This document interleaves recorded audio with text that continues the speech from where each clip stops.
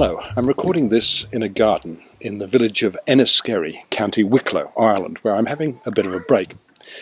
This afternoon I drove up to Dublin to see Christopher Nolan's eagerly awaited Dunkirk, which really has turned out remarkably well.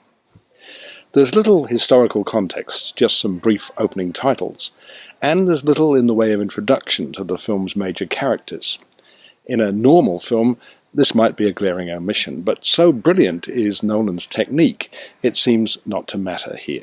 The film opens with an extraordinary scene in which Tommy, Fionn Whitehead, and the survivors of his unit are heading towards the beach at Dunkirk when all but he are shot by advancing Germans.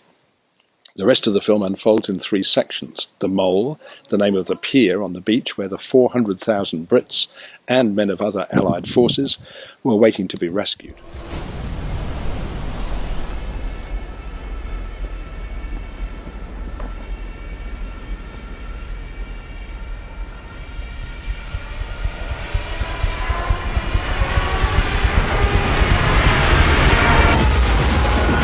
The Air, where Tom Hardy and Jack Lowden are Spitfire pilots, some of the few assigned to try to keep the Luftwaffe away from the men on the beach and the rescuing ships.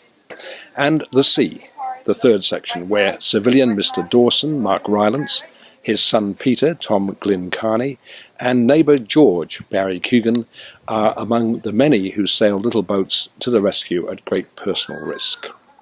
Though in reality the evacuation took several days and the voyage from Dorset to Dunkirk wouldn't have surely taken very long, maybe not more than a day I wouldn't think, and the Spitfire battles just a couple of hours, all are given equal weight and intensity here. The result is some nail-biting suspense. Men below decks in a ship find themselves under lethal fire. A shell-shocked survivor picked up from the sea, played by Cillian Murphy, becomes violent when he realises that Dawson, who rescued him, is heading back into danger, not away from it. The stoic behaviour under fire of the British officers, Kenneth Branagh and James Darcy, on the Mole. No Germans are seen at all. There are no women characters either, and no cheap sentimentality. Yet the film is extremely moving as it depicts acts of great heroism at one of the darkest moments of the 20th century.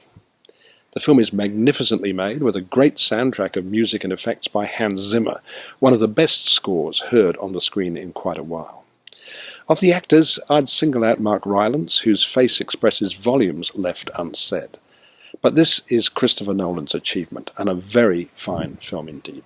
I'm giving Dunkirk 4.5 stars.